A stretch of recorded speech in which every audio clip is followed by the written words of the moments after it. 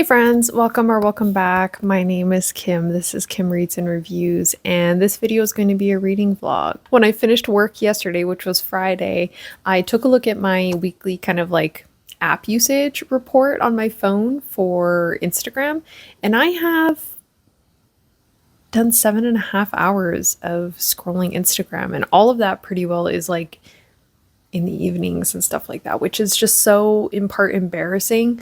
I do have an app timer where it'll notify me once I've been on the app for an hour, not like continuously, but just, I'm allowed an hour of scrolling a day.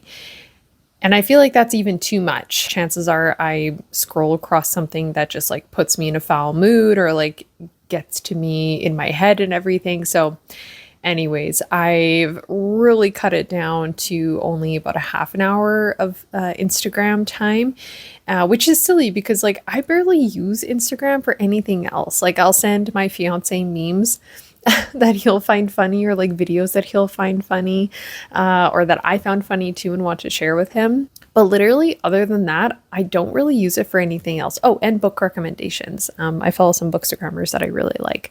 But, other than that, it's just not a very good use of my time. And so yeah, going to be cutting it down. I do want to make sure that I am reading more. I did mention I just finished filming actually a recent reads video, and in it I mentioned how I'm really kind of behind on my reading goal for the year. And so I would like to change that. I want to dedicate more time to reading than I do to scrolling Instagram. So this video is also going to hold me accountable to just picking up the book instead of my phone. And if I pick up my phone for social media purposes, it's either to watch some booktube, which always makes me feel good. I love watching booktube. I really enjoy being part of this community. So it has like an opposite effect than Instagram does. Or even just recording updates. So that's really what I want to do. I will tell you that I am in the middle of a book, which is what is it called again? Oh my goodness, this is bad. In the Dark We Forget by Sandra S.G. Wong. It's going okay so far. Again, I think I'm at a point where like if I gave it a rating, it would be like a little over 3 stars, maybe 3 stars, 2.75 stars. I am curious to see how this is going to wrap up though, so I am going to keep reading it. But essentially our main character wakes up on the side of the road in the mountains in the Canadian Rockies. She doesn't remember anything. She doesn't remember how she got there, what happened. Eventually it's found out that her parents are also missing, and her parents had actually just won a lottery ticket, and it was like millions and millions of dollars. And so it's kind of convenient, one, that she woke up on the side of the road, has no idea what happened to her, and her parents are missing, and her parents had just won a lottery ticket. So that's kind of how the story opens up and kind of unfolds a little bit. And now at this point, the reader is discovering things as our main character discovers items. And it is kind of doing something that I don't always really like. And it's like kind of the ever convenient plot where whatever the character needs or whatever happens to her in the moment is just kind of very convenient. Right now, the main character, who she is now currently after waking up and not really remembering anything, is almost like a different person than what people knew of her before. So now she's kind of connected with her brother, and her brother's telling her like, you were kind of a bee, like a lot. There are times where I do find with the writing that I am just kind of skimming it, like it's not really reaching me fully. Granted, things are extremely busy at work lately, so I think maybe other factors outside of my reading is impacting it. It's very slow moving though in its own way, and because things get revealed as the character discovers things, it kind of has this like stop and go type feeling to it. So it's okay so far, but I am curious to see kind of what happened and what everything is going on. I do have my own suspicions. I have theories about what's going on, so we'll see if that all comes to fruition. However, for the rest of the day, it's currently Saturday, I am probably going to go for a walk. It is absolutely gorgeous out. I also am going to do some yoga because I haven't done yoga in probably 2 or 3 weeks. Like I mentioned, work has just been insanely busy, and that has been very all consuming. So need to do that because it is good self-care. It helps me slow down mentally. It helps my focus and all the other benefits that yoga brings. So I'm going to do that. My fiance is currently out golfing with his cousin, and then this evening he is going out to a buddy's house to watch UFC tonight. So I think we'll be able to get some good reading in while he's out and about. But yeah, we're just going to take it easy.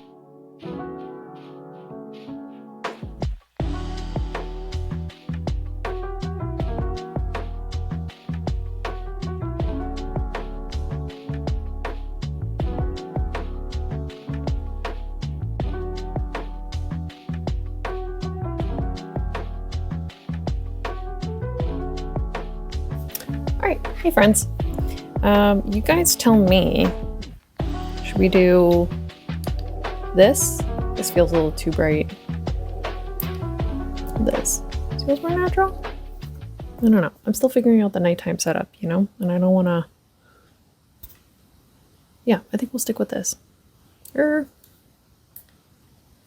we'll stick with this. Okay. Anyways, I have finished In the Dark We Forget by Sandra S.G. Wong. I am going to land on 2.75 for this.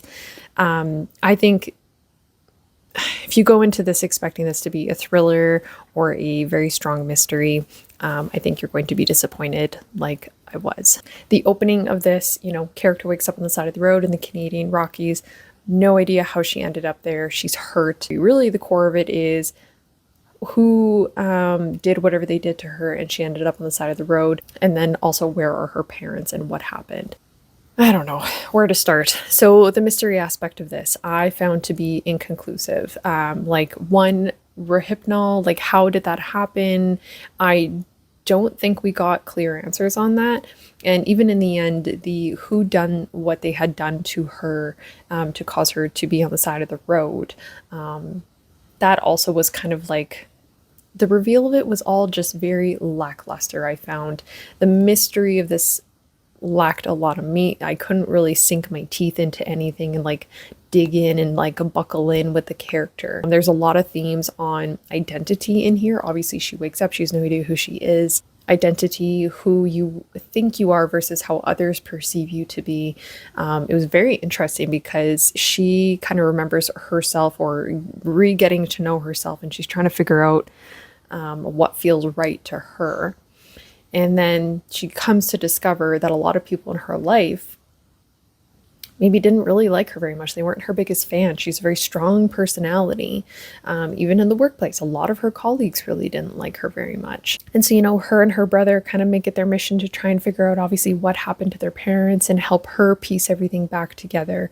So there was a lot of themes around, yeah, identity, like I said. There was also a lot of really great commentary in here because the main character is Chinese Canadian. It doesn't smack you over the head. I find sometimes authors try to insert commentary and it may not be the smoothest insertion of commentary or just feels very much on the nose, and all of it in here felt like natural. It fit within here, it fit with the story, it fit with everything going on, and obviously with this having themes about her identity, that all fit within it too with her experiences, which is why I feel like Sandra S.G. Wong's writing, I kind of like gravitated towards it at times. Sometimes I was able to sink my teeth into it, but also I felt that this was very overwritten at times where I just almost was skimming portions, which is when I also really appreciated the tandem reading because I was intrigued to see where this was going to wrap up. I was kind of hoping for something a little bit more,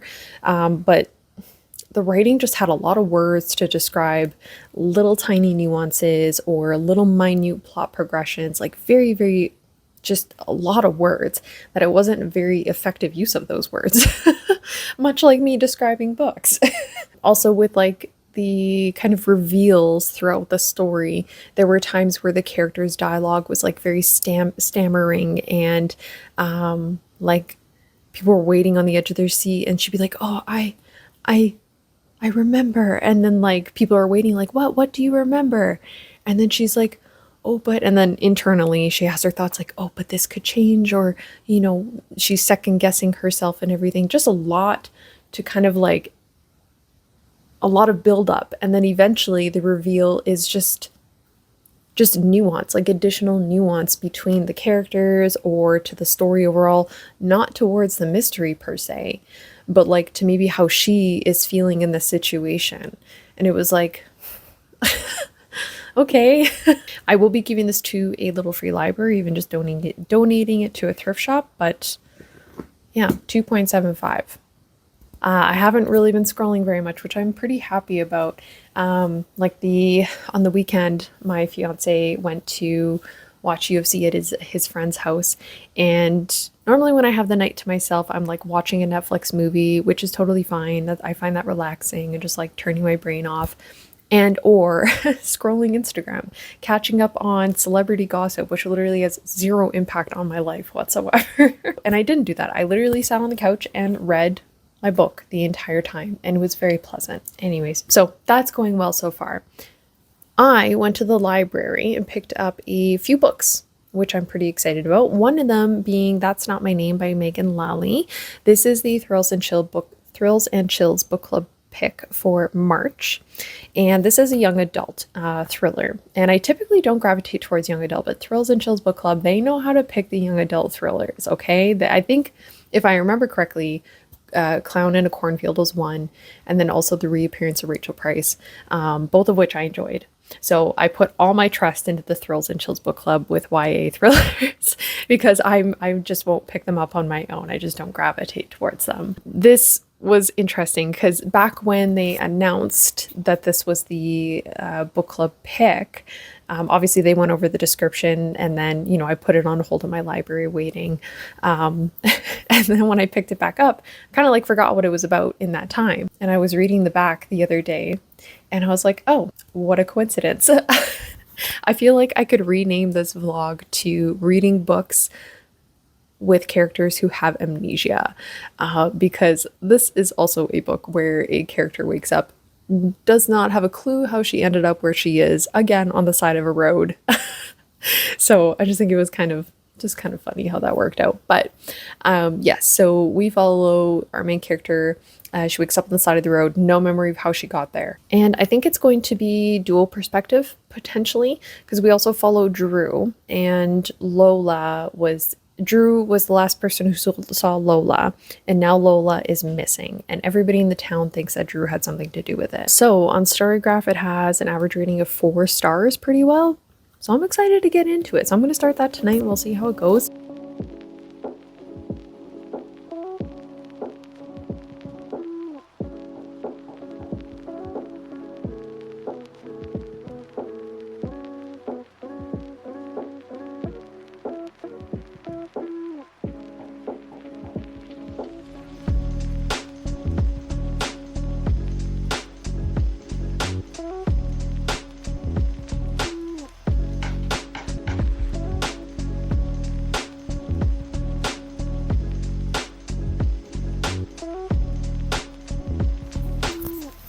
Hey friends, coming to you from Saturday. Happy weekend.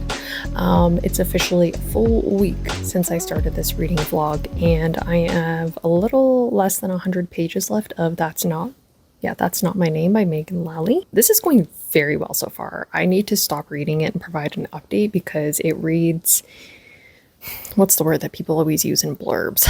Like propulsive, I think is the word that I want to use. I'll fact check myself during the editing process, but it reads so quickly. It is hard to put down. Following along with the two perspectives, the girl that woke up on the side of the road and then Drew, I want to keep knowing what is happening in both of those perspectives. And, you know, bearing in mind that this is young adult, both characters do read as young adult, but young adults with really good heads on their shoulders generally, especially Drew. Drew especially is somebody who's like navigating a difficult time because, you know, everybody in the town thinks that he is what caused his girlfriend's disappearance. And there was a really kind of like wholesome interaction between him and his dads that I read, and it just was like so refreshing because sometimes I feel like I don't read a ton of YA, but I feel like the stereotype is that like teenagers don't get along with their parents, and like parents are always giving their kids hard times and things like that. And like this was just very different from that narrative. Like the interaction was very like patient and like loving and coming from a place of just love, and like Drew's going through a difficult time and not necessarily acting out, but maybe acting in ways that aren't always in his best interest, or just coming from a place of emotion, obviously. And he's a teenager and his girlfriend is missing, and his parents both are just like just very loving. I don't know, it was just a very nice dialogue to read. It was very patient, it wasn't like pushy or anything like that, so it was just really good. Aside from that, obviously the parents do kind of take a backseat to the story as far as like my predictions of everything going on. I had a prediction, and I'm assuming it's not the most obvious thing going on. Have been like kind of like little details kind of strewn throughout where I'm like, oh, that's interesting. And like, it's kind of adding to my theory that I have going on about this story. So we'll see if my theory comes to fruition. With regards to my Instagram usage, it is definitely very low this week, which is good.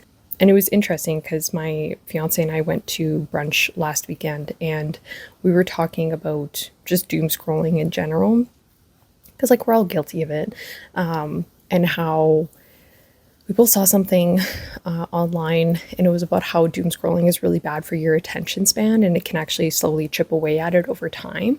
And I think that that's also maybe been a part of why like I've been struggling with my reading lately, is maybe my attention span isn't as good as it used to be. And so yeah, I don't know, it's just been interesting to think about. It feels very refreshing lately to not be scrolling as much. I do feel a difference in like my presence with my own self-awareness in a room, like, and when I'm reading my book, like I can sit for longer periods of time this week and actually read it, because I'm like dedicating time to get into a story and develop some attention towards it.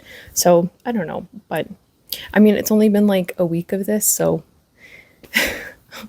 who's to say that it's not what is it called? Oh gosh, what is that? Oh my god, it's like a self-fulfilling thing. Oh, what the frick is it called? You know what? I'll remember it later. But anyways, it's like when you take a medication and it's supposed to have an effect on you, and so then you start thinking that you're already feeling the effect. That might be something that like I'm experiencing. I can't remember the name of it right now. However, the plans for today is I got to go to Superstore and get some groceries. We are going to be making Marry Me chicken tortellini, I think is the name of it. And yeah, it looks delicious. And we both have been not great at making food this week, and really just kind of like having girl dinners basically every night. And some weeks it's that way, and that's okay. It's called balance. But we cooked dinner last night together, which was really enjoyable and fun. We made this kind of like chicken pepper carrot rice type thing. We just had like spare vegetables in the fridge, and we're like, what can we use this with? I also want to pop out to Indigo to find a couple of books that I want to purchase, one of them being Boy Parts by Eliza Clark, and then the other one is Mame by Jessica George. I really, really enjoyed both of these books. Boy Parts, I keep thinking about. I cannot, like, ever since I finished reading that book, it pops into my head every now and then, and I'm like, I do want to reread this. Like, I really do, because some of it was just so messed up. And then at the same time, I was like, I just can't stop reading this. And I feel like I'll pick up on certain themes maybe a little bit more upon reread, because there was definitely like some shock factor within the book, where it was like, I have never read anything like this before. And the writing was just like, again, something else where I just couldn't look away. I just had to keep reading it. So I want to buy it and have it for my shelves. And then Mame, like I talked about in my recent reads video, absolutely loved that book. It was excellent. And so I am in the process of jotting down some notes to make a video and talk about that book. And I want to, and same with that book, I keep thinking about it, keep thinking about Maddie, the character in that book, and eventually want to reread that as well. So yeah, I want to go and buy both of those. So we'll be making a little trip out. It is extremely snowy today. Yeah, we had probably like a 20-degree difference between last week and this week. Like last week, it was +5. It hovered around like +5 to 0 Celsius all week for like 2.5 weeks. It was the best. Everything was melting. The trees were budding, which obviously it's way too early for everything to be budding and to be melting. Like normally this time of year it's still freezing cold, and now it was like -20 the other morning, which was really cold, and we had a huge dump of snow. It snowed all day. The other day, I think it was Thursday and Friday. Yeah, I think it snowed all day on Thursday. We had a snow warning. Traffic was horrible. It was horrendous. And I had a work event to go to at the end of the day. So everybody was just trying to get everywhere and trying to navigate the snow and everything. And it was the first time in 2.5 weeks that I actually wore like a winter coat outside. So anyways, and it still hasn't stopped snowing, and it's my turn to shovel the driveway because my lovely fiance did it on the heavy snow day. So it's my turn. But yeah, other than that, I'll probably see you in the final clip of when I finish That's Not My Name by Lally. I fully intend to finish this today because of how quickly it reads. Yes, I have less than 100 pages, which would normally take me maybe 2 or 3 days to finish, but with how quickly this reads, like, I can finish this today, no problem. So I'll probably provide an update tomorrow when I'm not on day 3 here. So I'll see you then.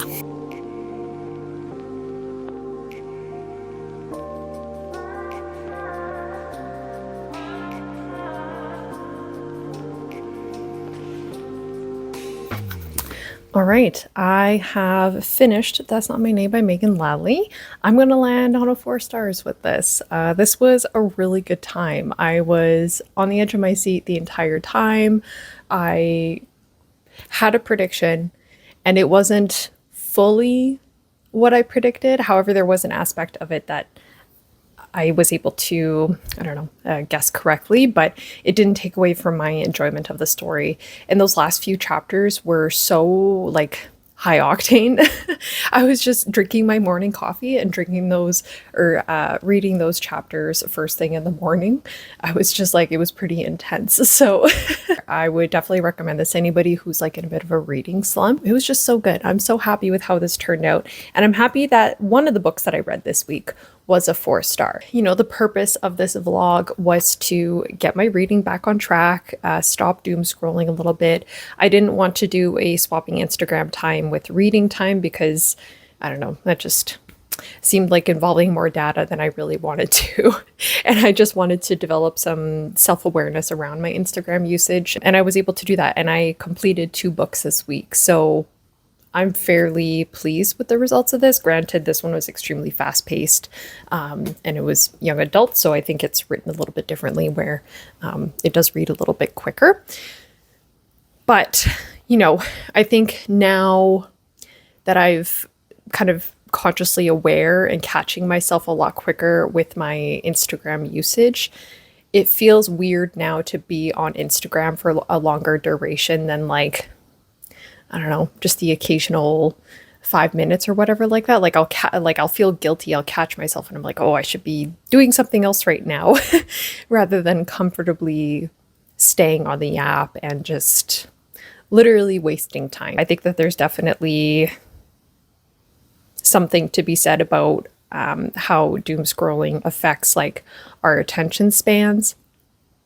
Because all Instagram videos, I don't know how long they are, but, you know, they're just quick little blips. And, you know, you just kind of keep scrolling till you find the one that makes you laugh or has like an impact. It like affects your, I think it was like dopamine receptors too.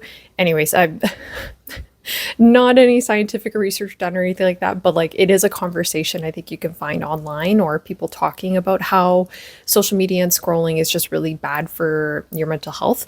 Obviously, I still have social media. I'm not shaming anybody who uses it religiously or is chronically online or anything like that, because it definitely serves a time or place. More often than not, I scroll across something that just kind of puts me in a bit of a funk. So yeah, I think it's been good. This has been really good. I haven't finished 2 books in a week in a very, very long time. I think it's been months since I've been able to do that. All in all, built really good self-awareness around my social media usage and time online. And just, I think I've rebuilt the habit of wanting to pick up my book instead of like picking up my phone to mindlessly scroll or distract myself from something that's going on. I know it's only been a week, but I'm going to think positively and say, like, I think I've done pretty good at chipping away at a negative habit that I had. And it felt motivating too. I was like, oh, like I already finished one book. Like, let's see if I can finish another book this week. And it felt motivating too in the sense because I could like feel a difference in myself, like mentally. And it totally could be placebo effect. Like I'm thinking that I'm feeling all these, feeling differently when really I don't feel any differently per se, but I think I've created some mental space for myself, which is important. I make it sound like it was such a huge problem before, and it's really not. It's a time waster, truly. It's not like I was addicted to it or anything like that, but it was just kind of like, oh, I'm really off of my reading goal for this year. Oh, and like I spent however much time last week scrolling Instagram, and that's not my normal usage. At least I don't think that's my normal usage. Anyways, if you have watched to the end and you made it through this rambly portion, thank you so much for watching. I really appreciate you taking the time to watch this entire video and watching me get my reading back on track. I think I'll start another reading vlog maybe today, kind of like another continuation of this, of like part 2 of getting my reading back on track. But yeah, thank you so much for watching. I really appreciate it. If you have watched till this point, put a little green heart in the comment down below, green for all my plants. And I will see you in the next video.